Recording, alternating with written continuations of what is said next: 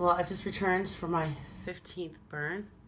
I'm back in the land of pavement and hot water. I've taken a bath and I'm heading down to the pool. And I want to tell you about a project that I'm working on that actually we're all working on. I need your help with this. This is something that we're all going to do together. Um, you're probably back from if you're back from the playa, you probably have a ton of stories, as do I.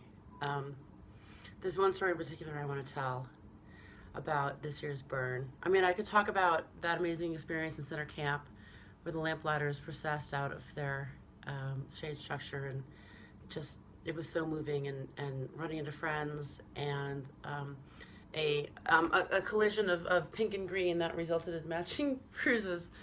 Um, and um, yeah, so this is for my project called This One Time at BurningMan.com.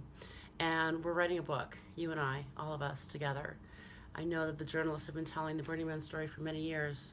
I think it's time for us to tell our story.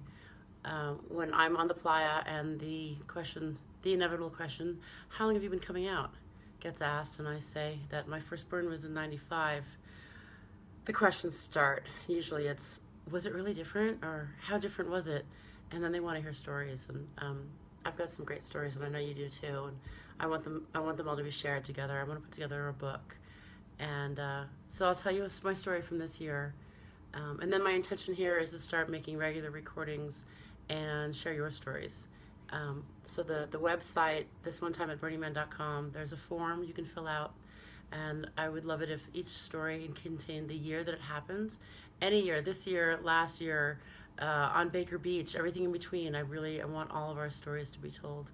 I want to get it all down, and put it into a book form. And the only two requirements, I guess, would be that all the stories start this one time at Burning Man, and that they're all true, because the best stories can't be made up. So my story this year starts with I was gifted.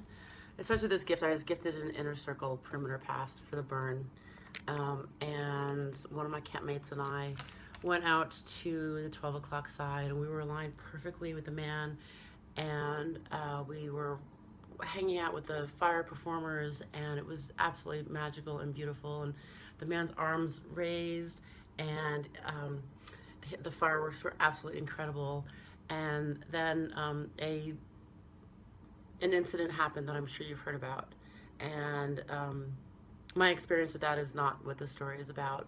I will speak about that with you privately if you'd like to hear my story. But it was really hard, and it really changed what was a really epic, amazing event. And I needed to process, and I needed to deal with what I had seen firsthand. And Sunday afternoon, everyone was wondering if we were going to be able to burn the temple or not. And I just didn't want to be at the first Burning Man where we had an incident that resulted in the temple not being able to be burned. And so I was told that a call was put out for staff members, and I do have a staff limit, and I worked with Arctica this year, which is amazing. Come volunteer with ICE. It's a great crew. But all staff were invited to come and help the rangers and help the Sandmen with the temple perimeter.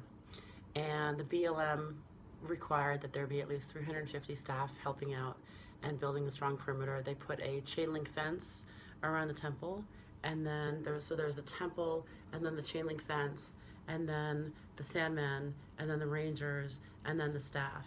And the staff, we were right up along the line, facing the participants, and it was our job to make sure that they were quiet and seated, and we were super friendly. And the goal was just to get everybody to be really respectful and allow this burn to happen, which it did. We were given vests. There were orange vests. There were a couple of sort of a yellow-green vests, and someone traded me, so I had a yellow-green vest, which was fun. Matched my green coveralls that were super dusty because we were kneeling in the dust, and I didn't see the temple burn. My back was to it. I was watching the participants, which was actually really, really magical. So after the temple burned, I ran into Crimson, and I asked her if this is the new normal. And she said, "Oh, hell no." She said, They required 350 people. We had over 600. And it is just such an honor to have been part of this community that came together in such strong numbers to support this event and keep it going and to not let one horrible incident ruin it. Crimson said to me, they don't shut down the bridge every time someone jumps. This is not going to stop this event. We are going to keep going. Our burns will continue to be a participant event, not a spectator sport. So yeah, so that was just an amazing experience. That was last night, the night of the temple burn. And I want to hear your stories. So if you will go to thisoneTime@BurningMan.com and submit your stories. I'll try to do this on a fairly regular basis. We'll see what that looks like going forward.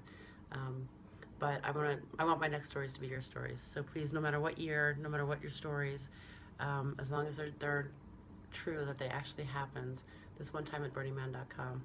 Thank you so much.